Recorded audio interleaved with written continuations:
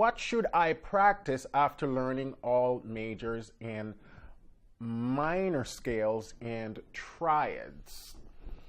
So it depends on your sort of initial goal. There are a lot of things you can practice, but not all things are important. So let's sort of break this down a little bit. Fundamentals. If you're a beginner or early intermediate, your goal really should be spent on fundamental activities. So for fundamentals, you want to make sure that you're comfortable with all your scales and all 12 keys. You want to be able to play progressions and chords in all 12 keys. You need to be able to play your majors and minor scales in all 12 keys, preferably 4 octaves, hands together. So those are what I call fundamentals. Arpeggios, blocked chords, broken chords. And when I talk about blocked chords and broken chords, I'm talking about stuff like this. So this is considered blocked chords, broken chords,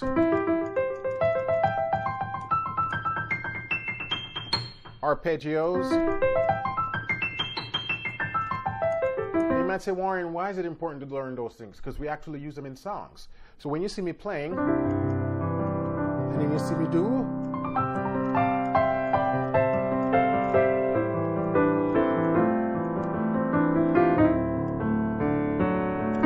then when you see me do, that's literally those exercises now being used in a musical context. So if you wait until you're trying to do a specific run or a specific line to start practicing those exercises, at that point it's too late. It's going to take you too long to learn. So you do these exercises so you're prepared. So when the time comes for you to start executing and trying these things, your fingers already know what to do. So after you learn your scales, the goal is to make sure you have those technique activities laying down. Now, as it relates to scales, there are 4 scales that I always recommend everybody learn, right? Especially if you're interested in gospel piano or anything pop and in funk, blues, and all of that. You start with the majors, then the minors, then the blues scale, then the pentatonic scale. In most cases, you won't need any scales beyond that. So when you see me doing, that's pentatonic. That's pentatonic. Then